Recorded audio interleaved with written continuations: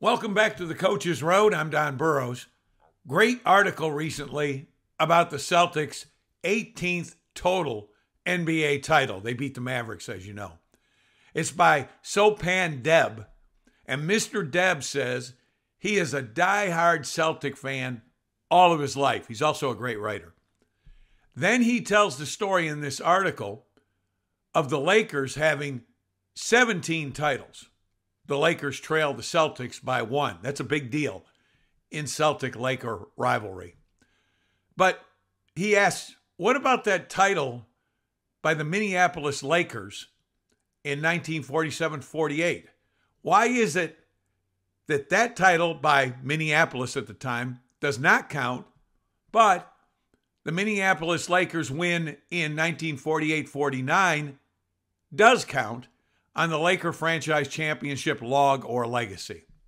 My podcast, From the Incorrigibles to the NBA Part 2. You may or may not have heard it. Let me summarize. George Mikan and the Minneapolis Lakers won the NBL title in 1948. NBL, National Basketball League. Then after they win that title, they jump to the rival league, the Basketball Association of America. That's the BAA. So they win the BAA the next year, the season ending in 1949. Also the year the NBA was officially founded. Since the Lakers win that title in 1949, it appears the Lakers win back-to-back. Why? Because they have the best player in the world. They have the Jordan, Curry, LeBron, Magic, Bird. You fill in the franchise, once-in-a-generation player who makes a team not just good, but a perennial title contender.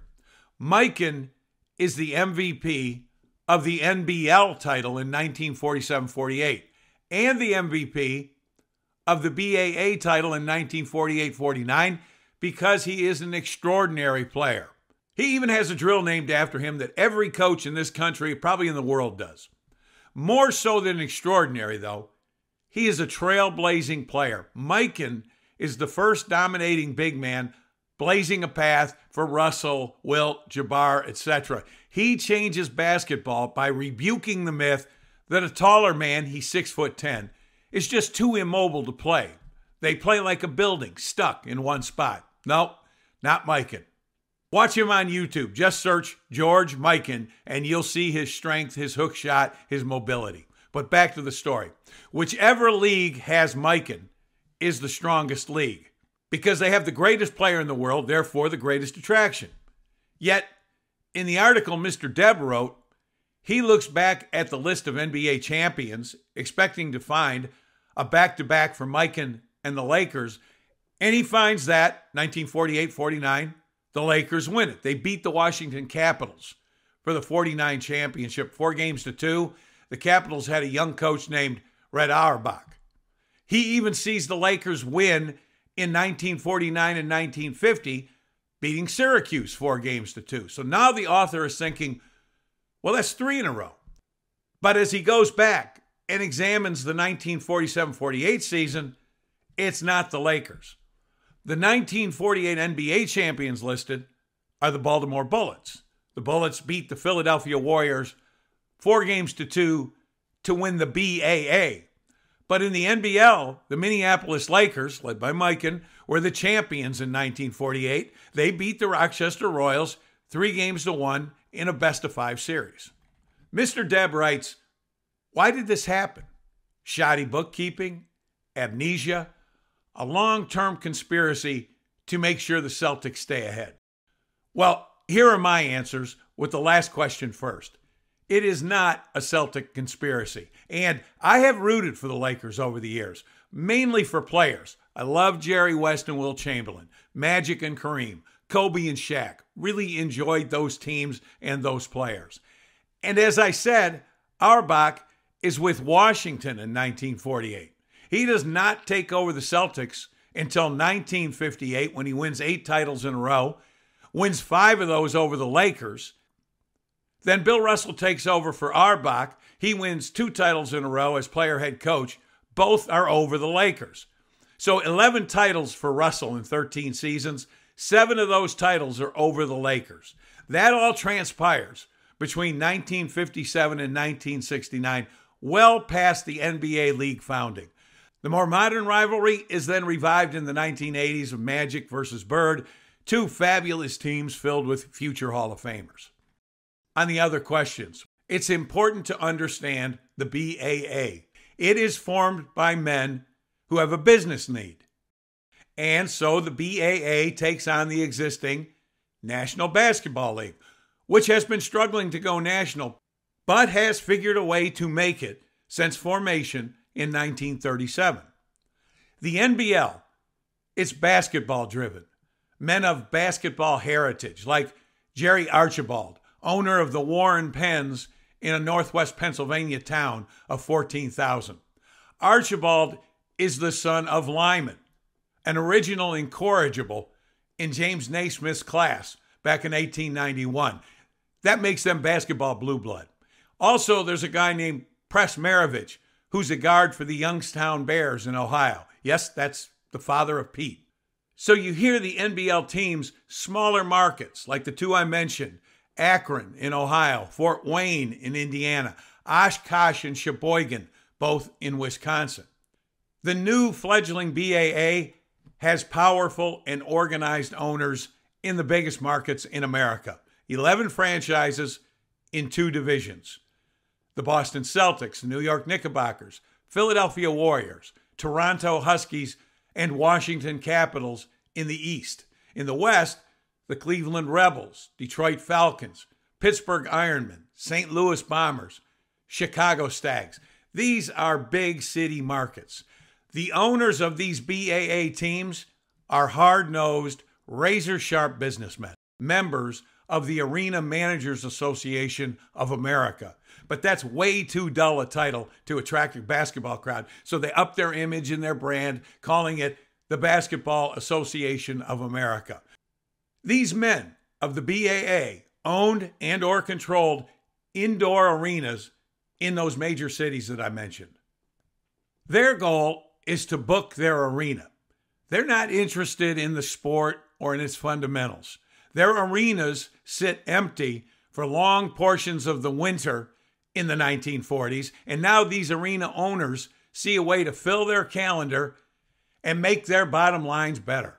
Basketball, professional or otherwise, is not their craving passion.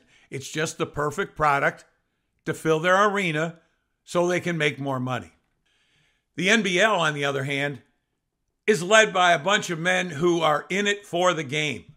They're obsessed with the game, the ramifications of bad man-to-man defense, or what is the best offense to run. Versus the BAA, which is a league in it for the business of putting on entertainment. And in 1949, the BAA succeeds in eliminating its primary competitor and rolling into pro basketball by itself. This is part of the article by Mr. Deb, too. In a mastery of semantics, use of vague language as an explanation why the NBL is not part of the historical, statistical picture. The NBL, it said, was consumed by quote-unquote expansion.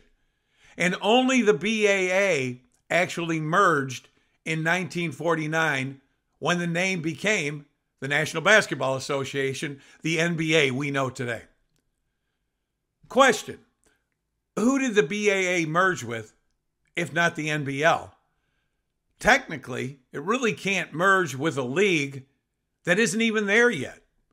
It could change the name from BAA to NBA, but the NBA has not played a single game.